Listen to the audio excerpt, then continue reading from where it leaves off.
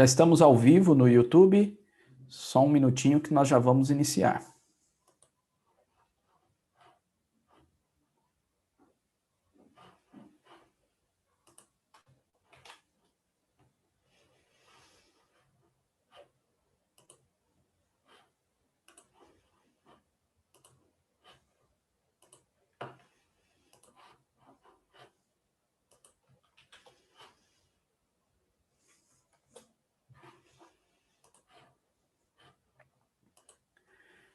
Vamos lá. Hoje nós vamos falar sobre as 7 taças do juízo.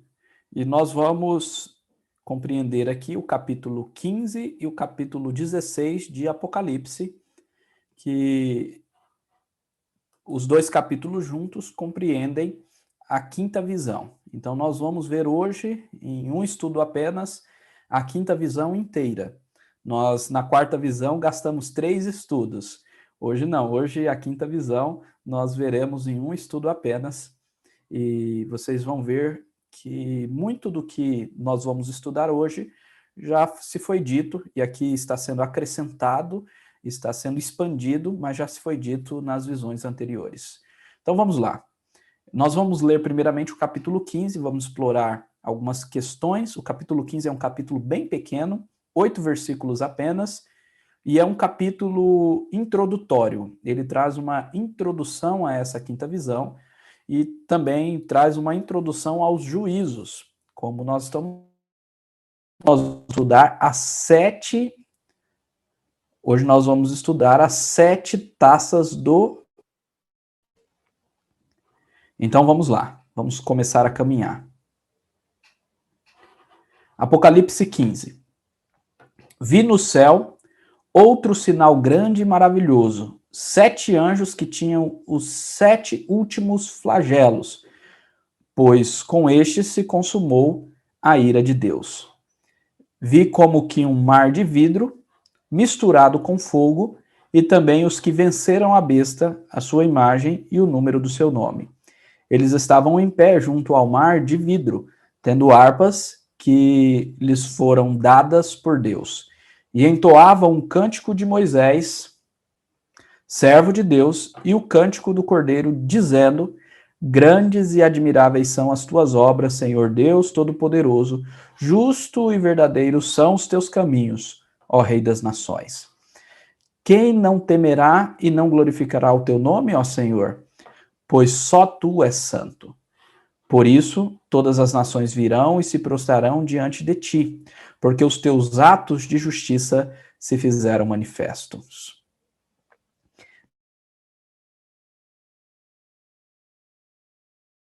Do testemunho. E os 7 anjos que tinham 7 flagelos saíram do santuário vestidos de linho puro e resplandecente e cingidos à altura do peito com cintos de ouro.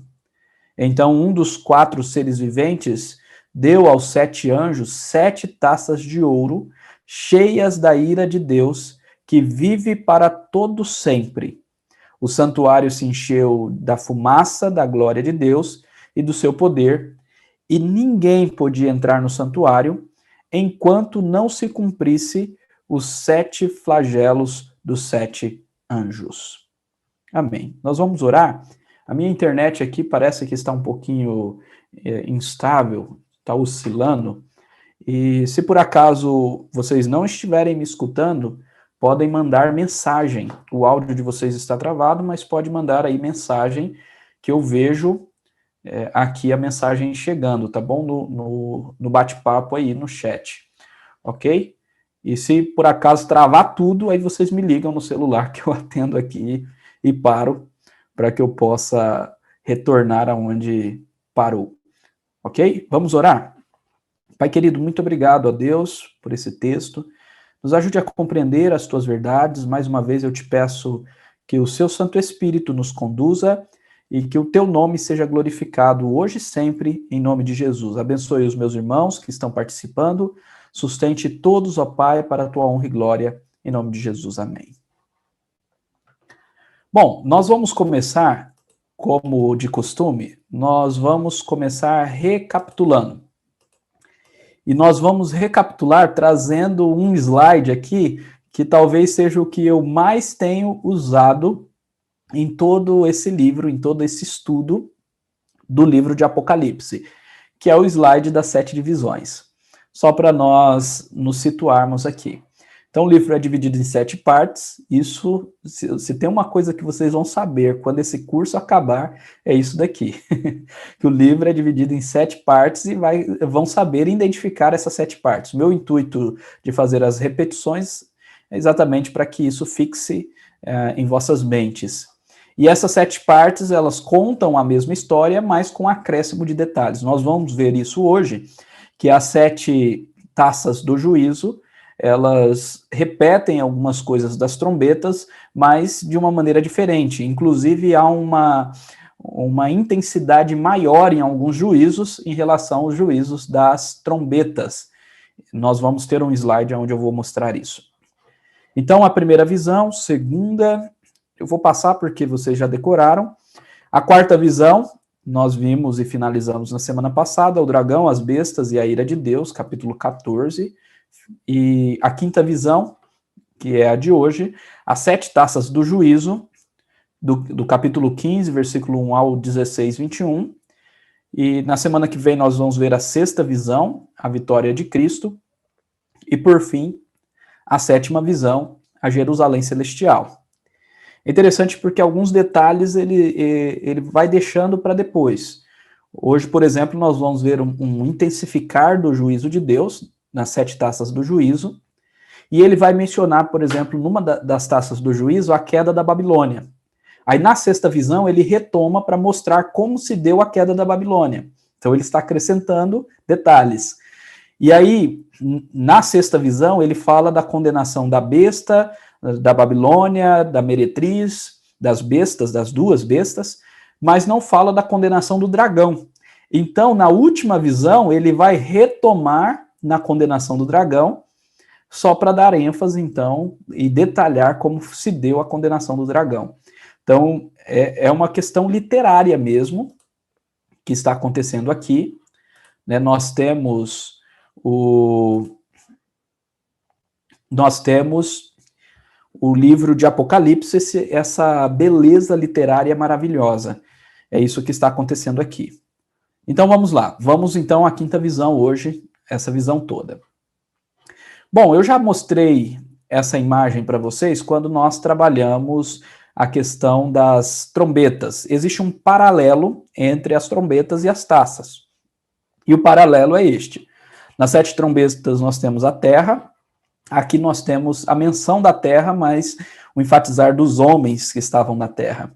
Então, nós temos a menção do mar, nas 7 taças nós temos a menção do mar, rios e fontes, o sol é mencionado aqui, o sol também é mencionado aqui, né? Nós temos a menção no versículo 8, poço do abismo, nós temos o trono da besta, no versículo 10, o rio Eufrates é mencionado nas trombetas, o rio Eufrates também é mencionado nas taças, relâmpagos e saraivada, o granizo, né, gelo, sendo mencionado aqui também no capítulo 16.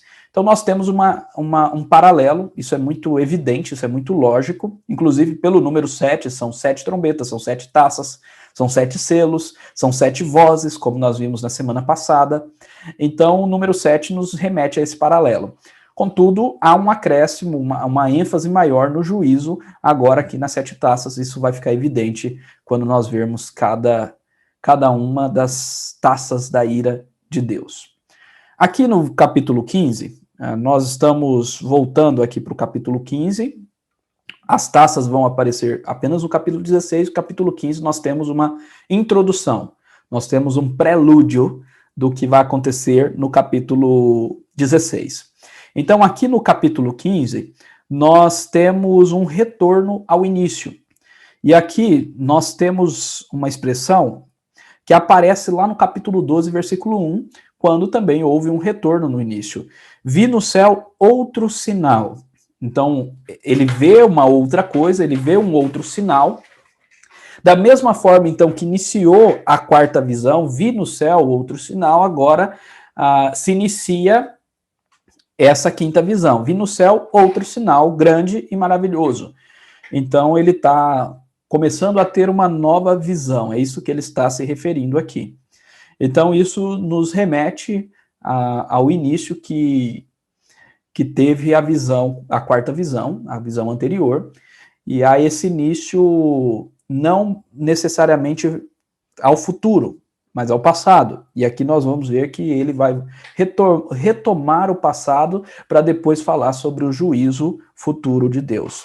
Então vi outro sinal, grande e maravilhoso, 7 anjos que tinham 7 flagelos, pois com estes se consumou a ira de Deus. Então 7 anjos que tinham 7 flagelos, e a ira de Deus é consumada. Essa expressão consumada aqui é muito importante, nós vamos ver no final, no último flagelo, ou seja, na última taça da ira de Deus, no último castigo de Deus, na última maldição, que a expressão consumar vai aparecer, que é a expressão que se refere ao fim, acabou. É o juízo final, está consumado. Assim como Jesus usou essa mesma expressão na cruz, está consumado. Outra referência a esse retorno do início é o mar de vidro. É dito, vi como que um mar de vidro misturado com fogo. Agora é um mar de vidro que é misturado com fogo. Aonde aparece o mar de vidro? O mar de vidro aparece aí no capítulo 4, versículo 6, na visão do trono. E nós estudamos essa visão, a visão do trono, aonde essa visão não é uma visão futurística, mas é uma visão do entronizar do nosso Senhor Jesus Cristo. Começa com uma descrição do trono de Deus, para mostrar que o trono de Deus é toda a sua criação, e a glória de Deus se estende sobre toda a sua criação. E esse é o propósito do capítulo 4. E nesse capítulo 4 nós temos o mar de vidro. E eu expliquei que mar sempre aponta para o local do poderio do inimigo, a besta que emerge do mar, o dragão é uma criatura marítima. Aí existe uma referência de Isaías que nos mostra o dragão do mar, essa serpente do mar. Então o mar traz essa ideia do lugar do poderio do inimigo. Por isso que lá em Apocalipse capítulo 21 nós vemos que o mar já não existe, ou seja, não existe mais o local do poderio do inimigo. Isso é simbólico, não é literal que o mar não vai existir. Aos amantes de praia aí, eu acredito que sim, vai haver mar, vai haver as belezas naturais, inclusive muito mais bonitas do que nós vemos hoje, com poluição, com toda essa destruição que o homem fez por causa do pecado e toda a maldição que a terra tem sobre si, né, foi submetida por causa do pecado do homem. Então, o mar aqui é o lugar do poderio do inimigo, e esse mar, então, ele está subjugado, né, mar de vidro, cristalizado, o sinal de estar subjugado, e agora ele aparece misturado com fogo. E esse fogo aqui, sempre nas escrituras sagradas, fogo aponta para o juízo do Senhor. Então, essa introdução já está nos mostrando que o que vai se seguir é juízo. Nós vimos isso ao estudarmos as trombetas, que o fogo do altar foi derramado para consumir, né, aqueles que seriam condenados. Então é esse fogo que está exatamente no trono de Deus, e é esse fogo, o fogo da ira de Deus, que irá ser derramado nos homens. Nós vamos ver isso no capítulo 16. Então esse é o mar de vidro. E aí há uma menção aqui no versículo 2 que às vezes traz uma certa dificuldade, a menção aos vencedores da besta. Olha só. E também os que venceram a besta, a sua imagem e o número do seu nome. Por quê? Traz uma dificuldade essa expressão, ou essa citação, essa referência aos vencedores da besta. Porque nos faz, talvez, eu ia falar nos atrapalha, mas não é que nos atrapalha, nós nos atrapalhamos, né? Na questão da datação. Porque as pessoas, ao verem aqui a menção dos que venceram a besta, pensam que essa cena, nesse início aqui, é uma cena futura. E aí pensam numa ordem cronológica do Apocalipse e não num retorno ao início. Mas não, aqui nós temos a menção dos que venceram como uma referência a Apocalipse 12. Nós vamos abrir lá, e ao lermos lá, nós vamos ver que esses que venceram a besta são mencionados no exato momento que Satanás é expulso da presença de Deus, para não mais condenar e enganar as nações no início da era do Evangelho, ou seja, no entronizar de Cristo. Então, essa menção dos vencedores da besta, diante dessa citação, nos leva exatamente para o período que o mar de vidro nos aparece, que é o quê? O entronizar de Cristo. Então, é um retorno mesmo ao início, onde nós temos o entronizar do nosso Senhor Jesus Cristo. E quem são esses que venceram a besta? Sim, é a representação de todos aqueles que são vitoriosos em Cristo. E como que eles já aparecem aqui na cena do entronizar de Cristo? Aqui nós temos um aspecto transcendental e eterno. Nós precisamos entender que a eternidade transcende o tempo. Então, na vitória de Cristo, no entronizar de Cristo, nós já somos mais do que vitoriosos. É aquilo que nós falamos, já e ainda não. Então, nós já somos mais do que vitoriosos. Nós já estamos e podemos ter certeza que já estamos representados aqui, mas ainda não, porque o juízo final ainda não aconteceu, vai acontecer no final do capítulo 16. Entenderam? Então, esses que venceram a besta já é a representação de todos aqueles que Jesus comprou com o seu sangue e que são vitoriosos e receberão a vida eterna. Apesar de que ainda nessa ordem, dessa visão, dessa quinta visão, ainda não apareceu o juízo final e nós sabemos que estaremos eternamente com Cristo, de forma corpórea, né, ressuscitados apenas após a vinda do nosso Senhor Jesus Cristo. Vamos ver esse texto aqui para que isso fique mais evidente. Essa é a única parte desse capítulo 15 que é um pouquinho mais complexa. Depois tudo fica mais tranquilo. Bom, olha só. Então nós temos aqui a expulsão de Satanás, nós já estudamos o capítulo 12. Logo depois que ele foi expulso, nós temos um cântico. Agora veio a salvação, o poder e o reino do nosso Deus, a autoridade do seu Cristo. Então, o que nós temos aqui? Exatamente o que Jesus diz na grande comissão. Toda autoridade me foi dada nos céus e na terra. Ele foi entronizado, toda autoridade foi dada ao nosso Senhor Jesus Cristo, nos céus e na terra. E aí ele vai falar, portanto, vão a todo mundo e preguem o evangelho a toda criatura. É o início da era do Evangelho. E por que a era do Evangelho inicia somente depois do entronizar de Cristo e da expulsão de Satanás? Porque Satanás, ele era o acusador e enganador dos nossos irmãos. E ele foi expulso. O sedutor do mundo foi expulso da presença do nosso Deus. E uma vez que ele foi expulso, ele foi despojado na cruz de Cristo. Paulo fala sobre isso e utiliza esse termo, tirado o seu poder. Ele foi destruído por meio da morte do nosso Senhor Jesus Cristo, então, agora o evangelho pode ser pregado a todo mundo, né? E aí o texto continua, né? Foi expulso o acusador dos nossos irmãos, mesmo que acusa de dia e de noite diante do nosso Deus. Eles o venceram. Quem? Os nossos irmãos, os que estavam sendo salvos, os que foram salvos, os que seriam salvos. Nós estamos aqui.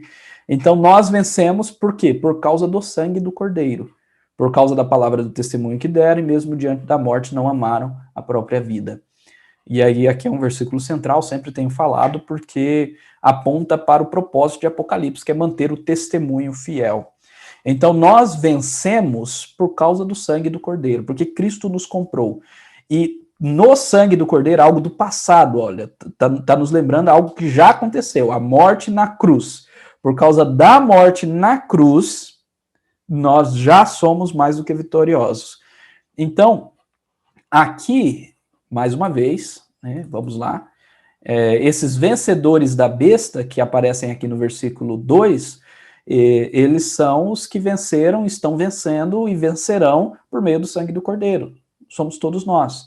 E aqui nós temos uma antecipação da eternidade, uma transcendência na eternidade nessa visão. Isso é maravilhoso. A gente buga um pouquinho porque a gente pensa no tempo. Mas aqui precisamos sempre compreender que o nosso Deus é eterno. É o já e ainda não. Né? E aí, o que os salvos estavam cantando? Eles entoavam o cântico de Moisés, versículo 3. Olha só. E entoavam o cântico de Moisés, servo de Deus, e o cântico do Cordeiro, dizendo...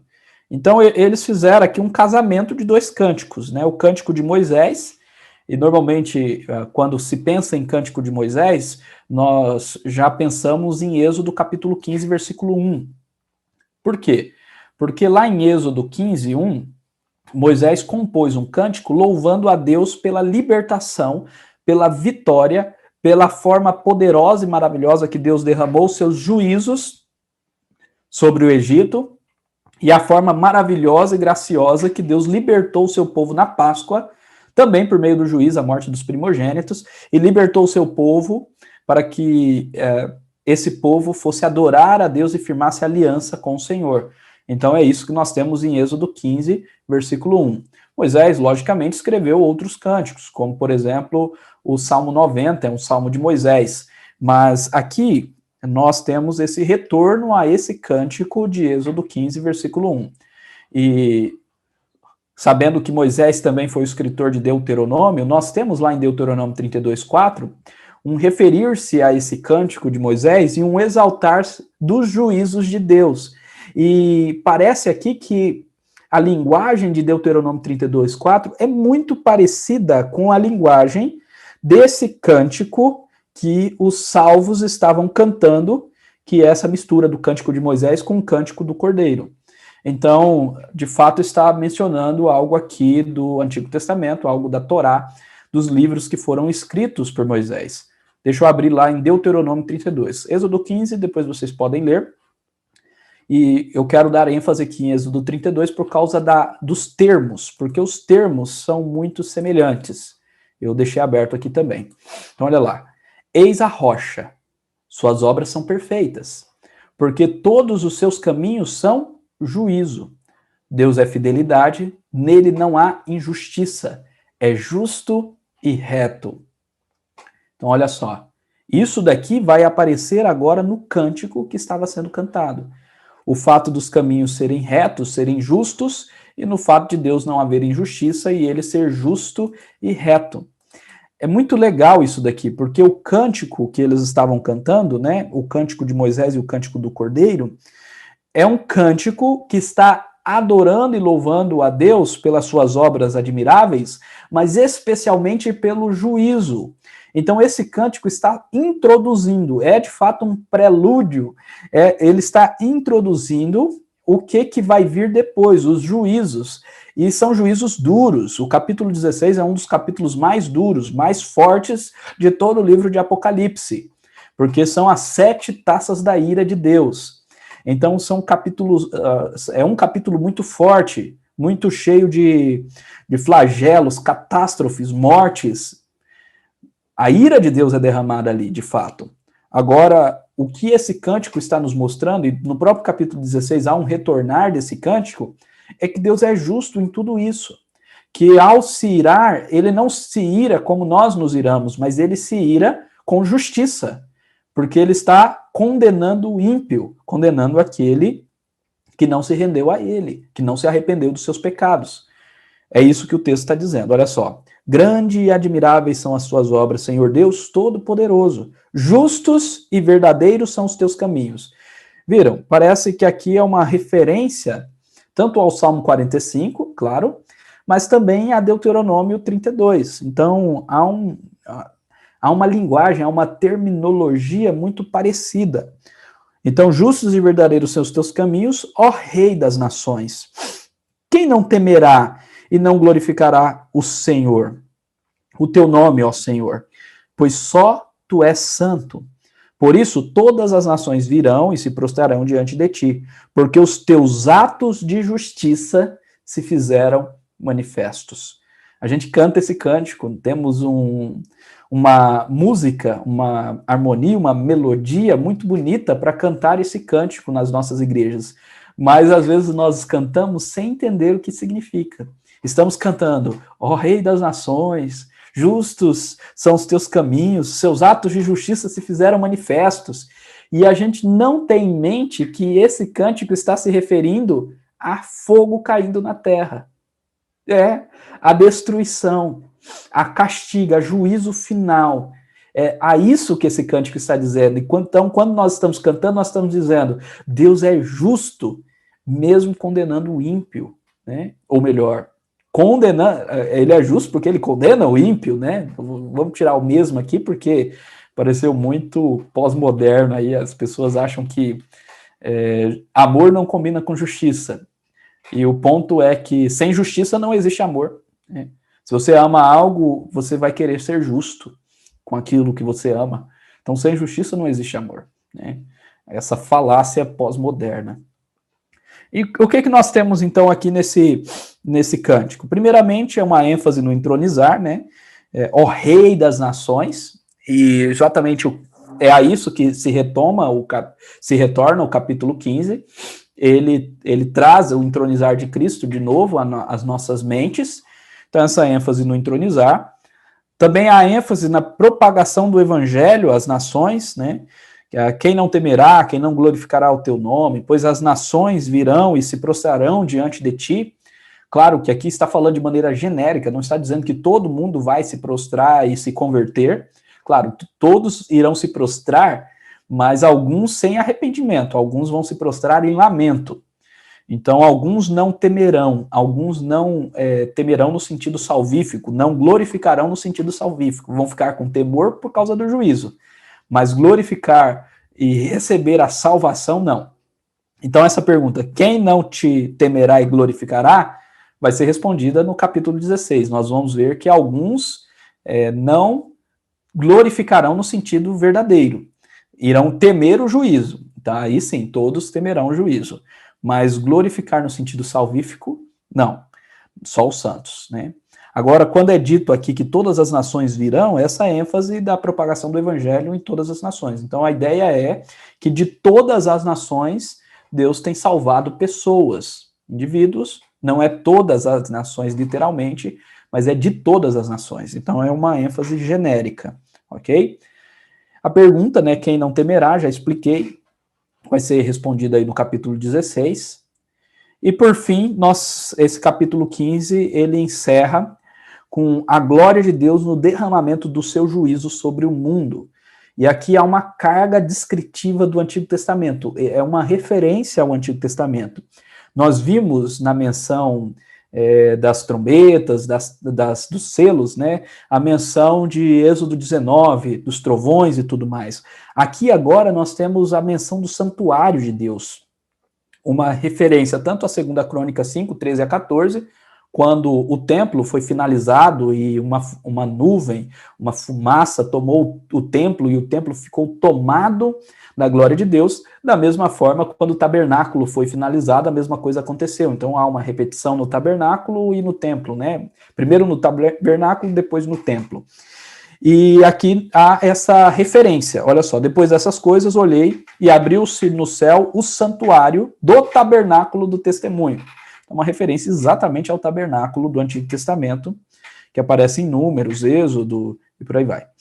E os 7 anjos que tinham os 7 flagelos saíram do santuário vestidos de linho puro e resplandecentes e cingidos à altura do peito com cintos de ouro. Então um dos 4 seres viventes deu aos 7 anjos 7 taças de ouro, cheias da ira de Deus.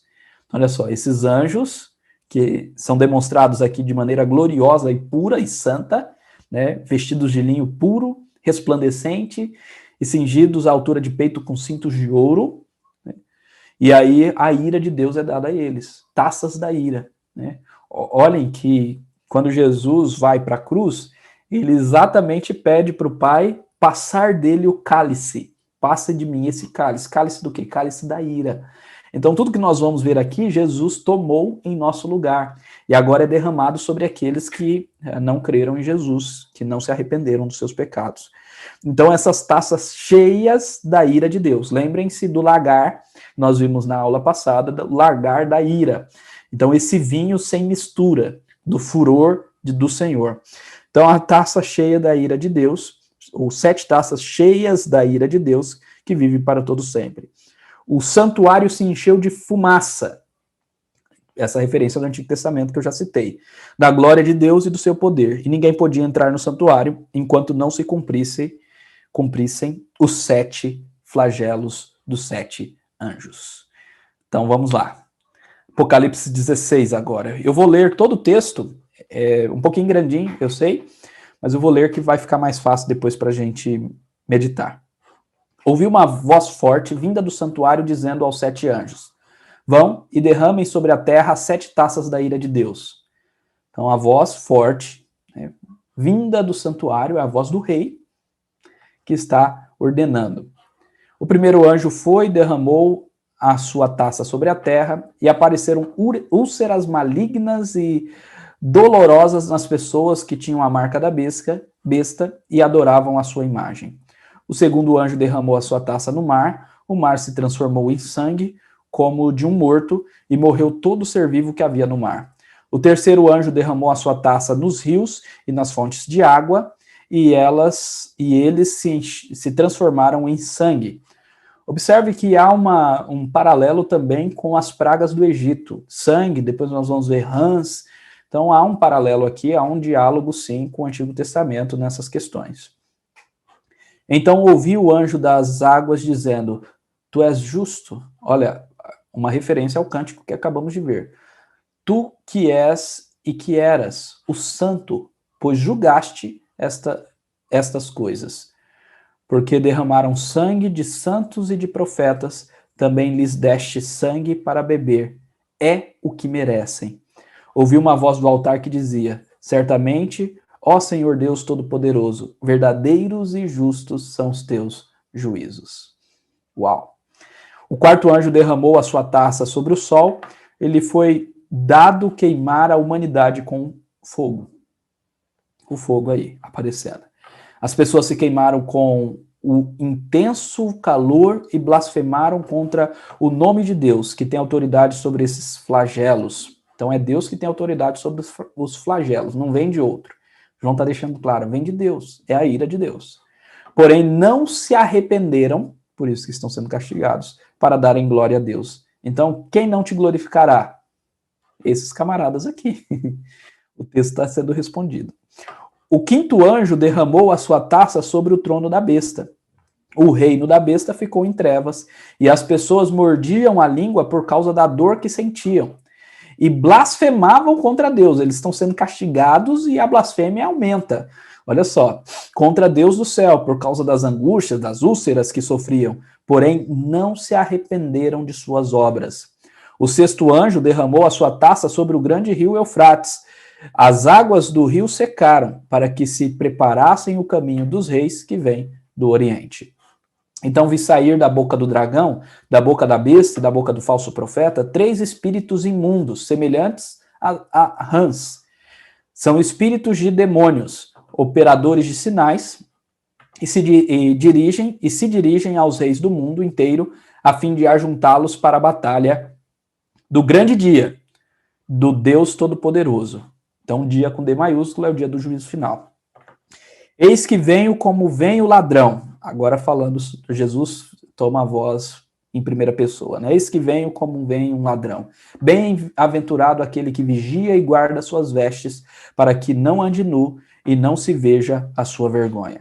Então ajuntaram os reis, aqui é quase uma introdução, né? Um prólogo da vinda de Jesus. Então, observe, né? O grande dia, os reis estão se juntando para o grande dia do Senhor, e aí Jesus fala, e eu tô vindo, como um ladrão. Cuidado, se vigiem, eu tô chegando. E aí os reis se ajuntam no lugar em que em hebraico se chama Hamargedon.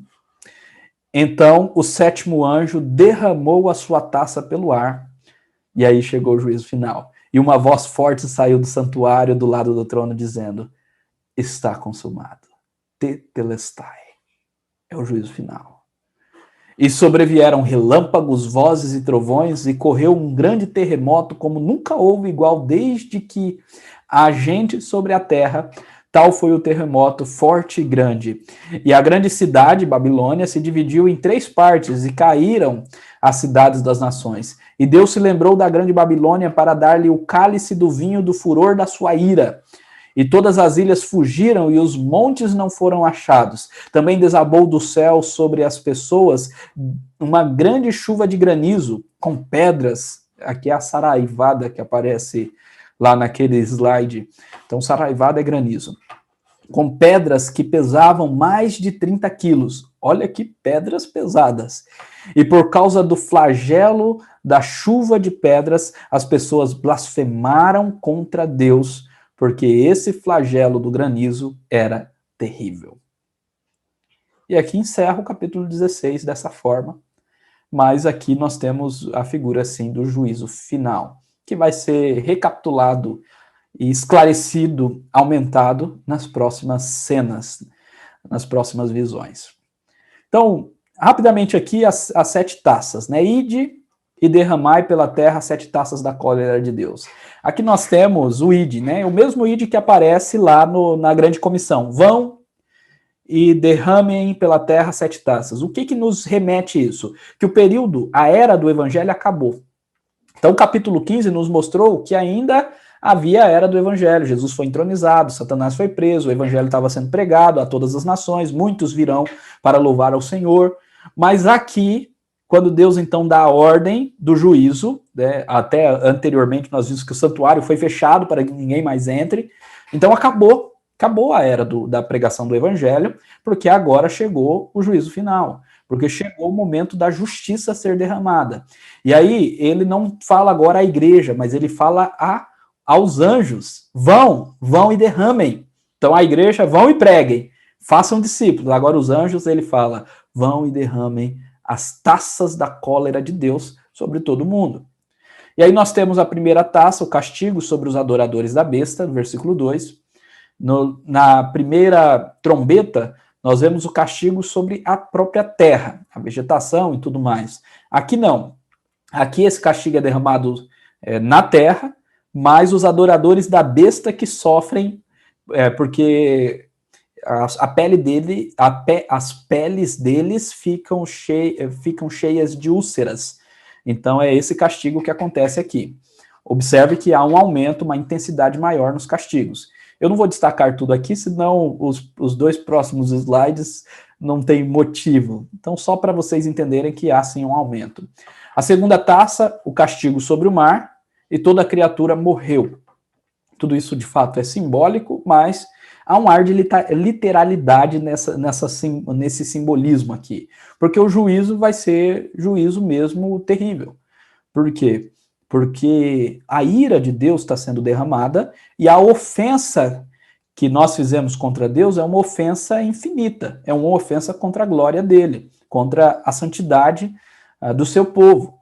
Né? Então, aqueles que não se arrependeram receberão aquilo que merecem, um castigo infinito e eterno. Então é terrível mesmo.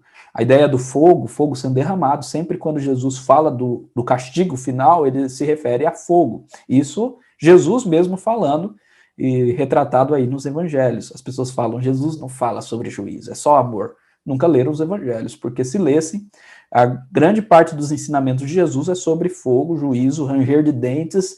E por quê? Porque a justiça é importante. Jesus mesmo tem um texto que eu vou utilizar na pregação do próximo domingo, que Jesus diz assim: não fará porventura Deus justiça contra aqueles que ofenderam, foram injustos com o povo de Deus, com os profetas?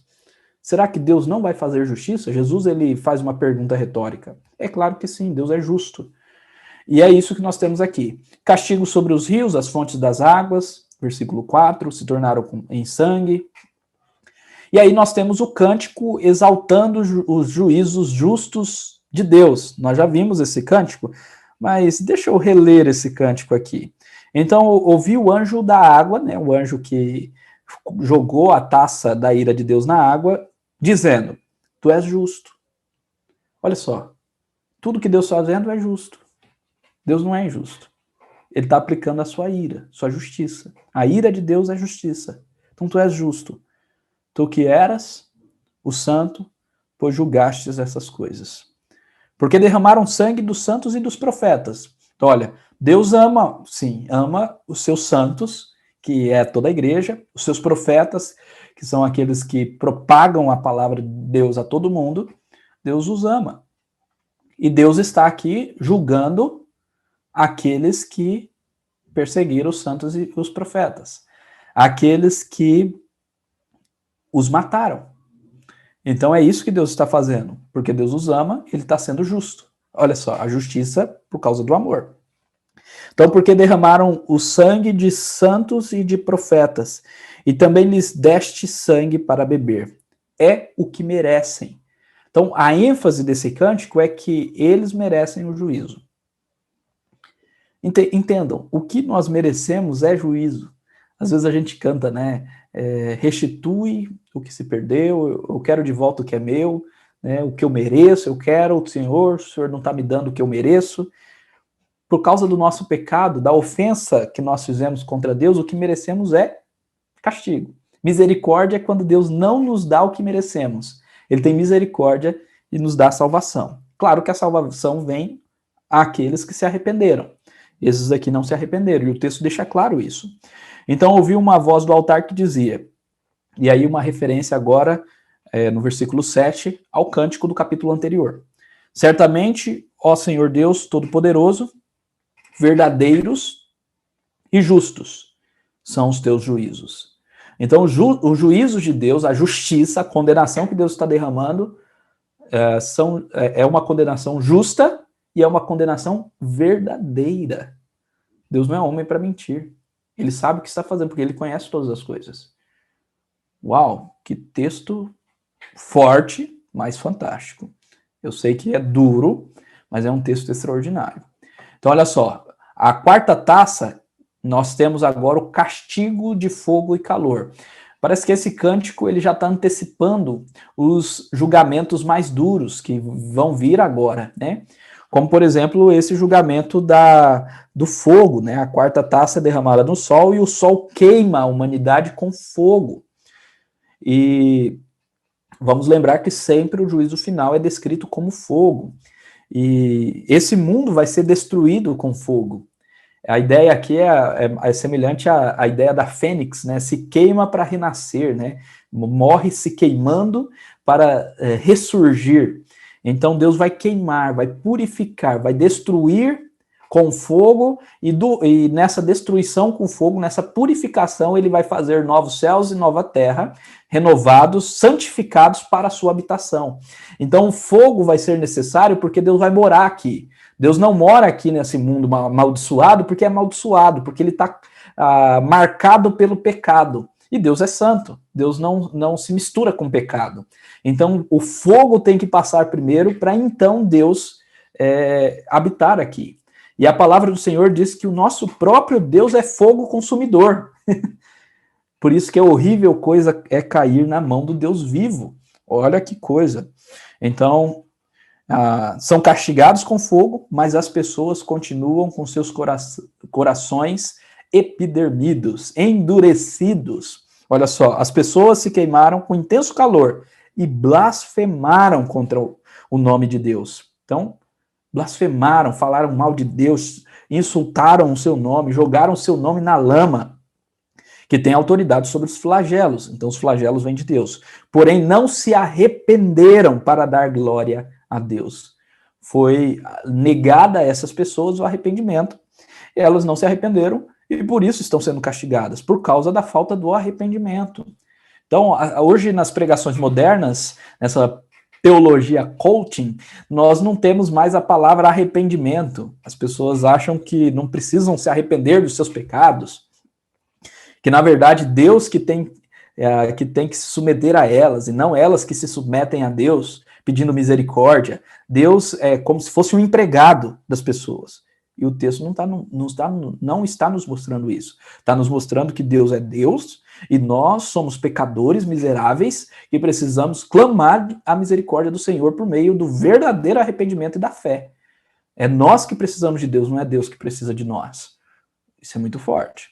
A quinta taça, castigo sobre o trono da besta e a blasfêmia dos homens mais uma vez. O trono da besta é uma referência à Babilônia, que nós vamos ver aí posteriormente na próxima visão, no capítulo 18, capítulo 17, capítulo 19 também, a condenação da besta, da grande meretriz e tudo mais.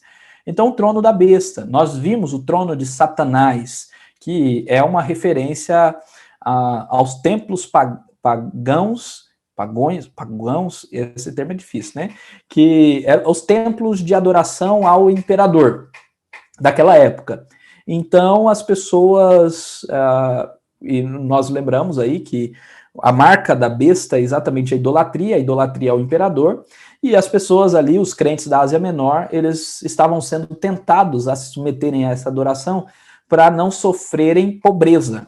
Porque se eles não adorassem o imperador, eles não conseguiriam comprar, vender, participar dos sindicatos e das associações comerciais. Então, esse é o trono da besta. E Deus castiga o trono da besta. Deus castiga o trono de Satanás. Deus castiga a própria Babilônia. E aí nós temos a sexta taça, que é um castigo aí que é derramado sobre o grande rio Eufrates. E nós temos, então, um ajuntamento de pessoas para essa batalha famosa, que o pré-milenismo gosta muito, que é chamada Batalha do Armagedon, né? Em hebraico, Harmagedon. Nós que somos aqui do Goiás, a gente coloca uns 2, 3 R's aqui a mais nesse termo, né? Mas é isso, a Batalha do Armagedon. E nós vamos entender agora, eu trouxe um slide só para essa batalha, e também vai ficar evidente nas próximas aulas o que é isso, né? O que representa, que simbolismo é esse? Vai ter uma grande batalha lá no final? O que eu sempre tenho falado é que não. Né? Pode ter até um ajuntamento de pessoas contra Cristo, mas quando Cristo aparece na história, tudo está acabado. Né? É o que nós vemos aqui. Não existe guerra contra Cristo.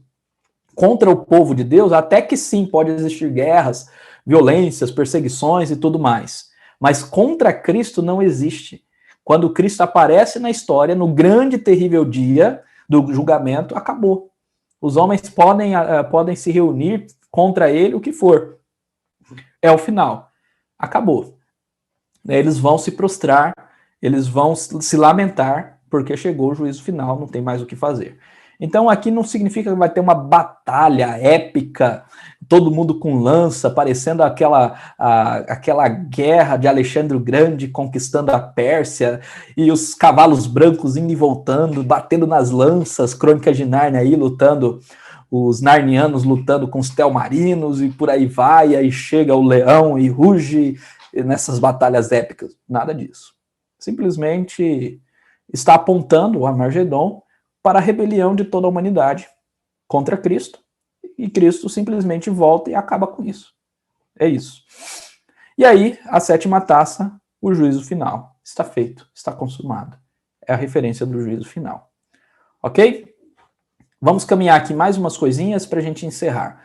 Então, diferenças entre as trombetas e as taças. Vocês vão ver aqui que as taças, então, intensificam os juízos que já foram mencionados ali nas trombetas.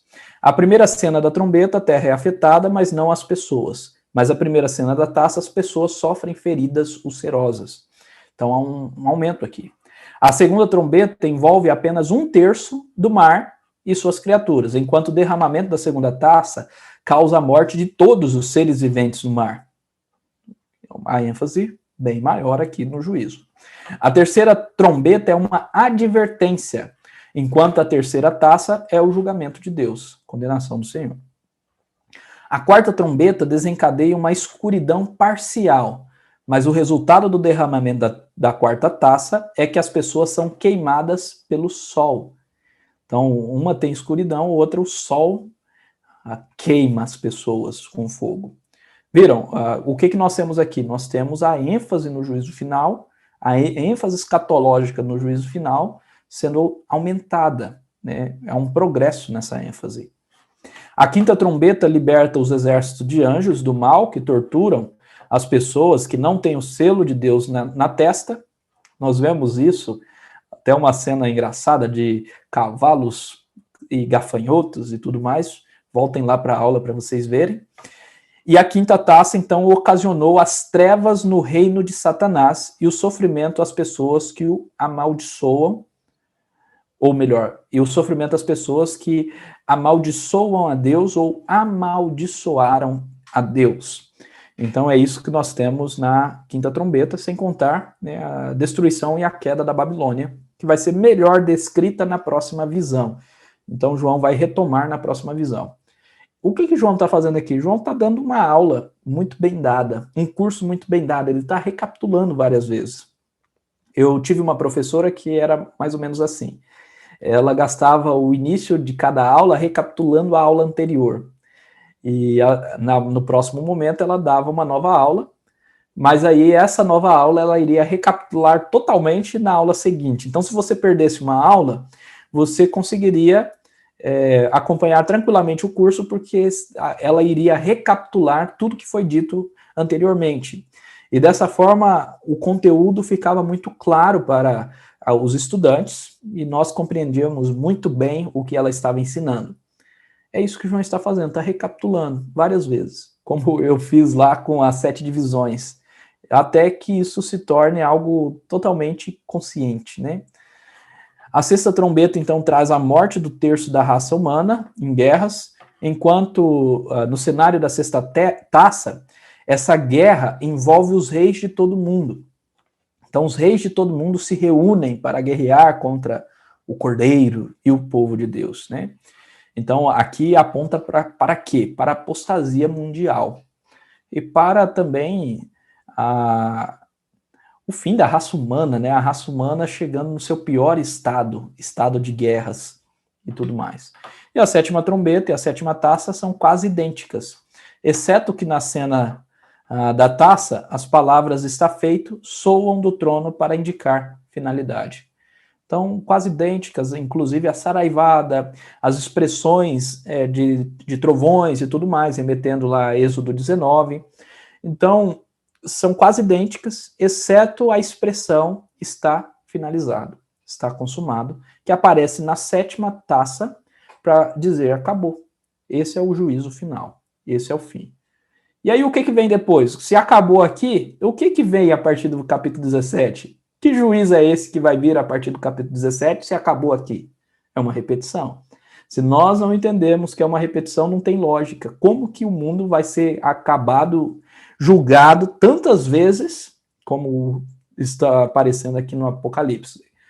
Como que vai ter tanta gente assim para ser julgada, né? Essa é a ideia. Então, vai repetir tudo isso que nós já estamos vendo. Bom, o Amargedon. Em hebraico significa monte ou região montanhosa do Megido. Na planície do Megido, também chamada de Vale de Jezreel. Israel foi livrada várias vezes de famosas batalhas aqui.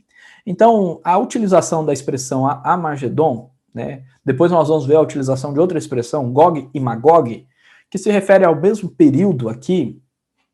Então, essas expressões são expressões que nos remetem ao Antigo Testamento. No caso aqui, a um lugar de livramento mesmo, o lugar onde Deus livrou o povo de Israel em batalhas famosas. Como, por exemplo, diz o Juízes 5,19, que o Senhor livrou o povo de Israel de um exército que era gigantesco, apenas com 300 homens Israel tinha. E Deus livrou de uma maneira miraculosa. Eles quebraram vasilhas. E o exército inimigo se autodestruiu. Então, o que nos remete, então, à expressão Amargedon, né? Harmagedon, no hebraico, e a referência a esse vale do Megido nos remete ao livramento do Senhor, a vitória do Senhor sobre os inimigos, a vitória do povo de Deus pelo poder de Deus e não do povo. É Deus que liberta, é Deus que livra, é Deus que salva o seu povo. É isso que nós temos. Então, aqui é uma citação do William Hendrickson. Ele diz: considera o termo Amargedon como um símbolo pelo qual Deus liberta o seu povo do dano e demonstra que ele tem poder e majestade para destruir os seus inimigos. Repetidamente, ele mostrou a sua fidelidade, resgatando-os tanto nos tempos do Antigo como do Novo Testamento. Assim, ele os liberta durante a tribulação final na volta de Cristo. Então, Deus liberta o povo dele na tribulação final, né, os últimos dias. Ele abrevia os últimos dias justamente por causa do povo dele. Ele abrevia essa tribulação e ele arrebata a sua igreja antes do juízo final. Então, talvez aqui nós podemos dizer com toda a convicção que é uma cena do arrebatamento da igreja. Ele tira a igreja para soltar o fogo, o castigo sobre todo este mundo que será renovado. Então é isso que nós temos aqui.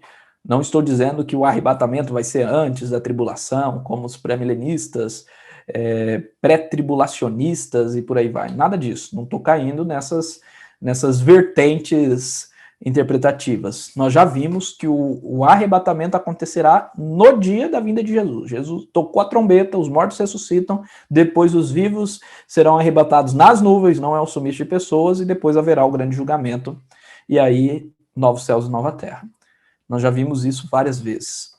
Então é isso que nós temos aqui. Por essa razão que Har-Magedon, né, é a sexta taça e a sétima é o dia do juízo.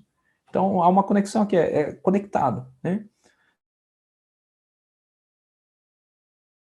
Deus, essa é a grande apostasia. Nós vamos ver isso em 2 Tessalonicenses capítulo 2, nas exposições de domingo. Então toda a humanidade se tornou contra Deus, né, a apostasia. Começou o período mais forte de tribulação, os 3 dias e meio, nós já vimos também sobre isso. E aí, ao findar desses 3 dias e meios, que são mais curtos, né, um período bem curto, abreviado, nós temos o quê? Juízo final. O dia da ira do Senhor. O dia, com D maiúsculo. Como praticar esse ensino? Vamos encerrar com esse slide. Bom, o texto diz, eis que venho como ladrão. Esse é um versículo que nós lemos anteriormente. Feliz aquele que permanece vigilante e conserva consigo as suas vestes, para que não ande nu e não seja vista a sua vergonha. Observe que aqui é uma menção da carta a Laodiceia, né? Quando Jesus fala para Laodiceia que ela estava nua e que ela precisava, então, comprar vestimentas do próprio Cristo para se vestir. Então, essa é a expressão aqui. Então, como praticar? Primeiro, vigilância e perseverança. Jesus vem como um ladrão. Nós precisamos permanecer, perseverança. Vigilante. A qualquer momento. Ele pode voltar hoje. Ou nós podemos morrer hoje, né? Essa escatologia individual. Nós não sabemos o dia nem hora da nossa partida. Então, ser vigilante. Eu perdi muitos amigos nesse período de Covid. Talvez você tenha perdido também. Eu perdi um amigo, pastor, que estive fazendo módulo de mestrado com ele em novembro. Conversamos, batemos papo. Ele estava escrevendo a monografia, a dissertação de mestrado dele no tema do módulo, que é a união com Cristo. E em fevereiro, na verdade em janeiro, finalzinho de janeiro, ele morreu de Covid. Então, olha, novembro, final de novembro, início de dezembro, estávamos juntos no módulo. Em janeiro, ele morreu de Covid, não terminou a dissertação, né? Estava de férias, isso me abalou bastante. E um jovem pastor, com 2 filhas, uma recém-nascida, e Deus o levou, né? Ele estava escrevendo sobre união com Cristo e foi unido com Cristo, né? Saiu da teoria e foi para a prática. Então, olha que coisa, nós não sabemos o dia. Vigilância, perseverança, você não sabe se hoje Deus te chamará. Então, nós precisamos ser vigilantes, porque o castigo, nós já vimos, é duro. Conserva as vestes, as vestiduras brancas que foram lavadas pelo Cordeiro, né? Nós precisamos entender que a nossa salvação é pela fé, então conservar as vestes mantenha a fé no Cordeiro, mantenha a sua confissão, mantenha-se firme na crença verdadeira e genuína, mantenha o testemunho fiel, mesmo que você venha morrer, conserve as suas vestiduras brancas, através da santificação do Espírito. Claro, nós não somos perfeitos, nós pecamos todos os dias, mas a ideia aqui é que, mesmo que sejamos ainda pecadores, o Espírito está nos santificando. Então é nítido a diferença, é nítida a santidade que o Espírito derrama sobre nós, né? Então conserve as suas vestes, as vestiduras brancas, a fé, a crença no Senhor Jesus Cristo. E nós temos a expressão do arrependimento verdadeiro para não ter o que se envergonhar. Então, olha, não seja vista a sua vergonha. Então, o que é a vergonha? É o pecado. É o pecado. O nosso pecado é a vergonha. Nós vimos que as pessoas não se arrependeram, por isso elas estavam recebendo o que merecem. Toma cuidado. você achar que você merece algo diante de Deus, porque o que nós merecemos é castigo. Então, a palavra diz, né, para que não seja vista a tua vergonha, você deve continuar crendo e se arrepender. Arrepender dessa vergonha, arrepender e ter fé em Cristo Jesus. E assim a vergonha vai ser tampada, né, pelo sangue do Cordeiro, lavada pelo sangue do Cordeiro. Essa é a ideia. É até aqui. Que Deus abençoe a todos, que vocês possam colocar em prática esse ensino. Na semana que vem, então, nós vamos ver a queda da Babilônia, em nome de Jesus. Deus abençoe a todos. Vou encerrar já no nosso YouTube.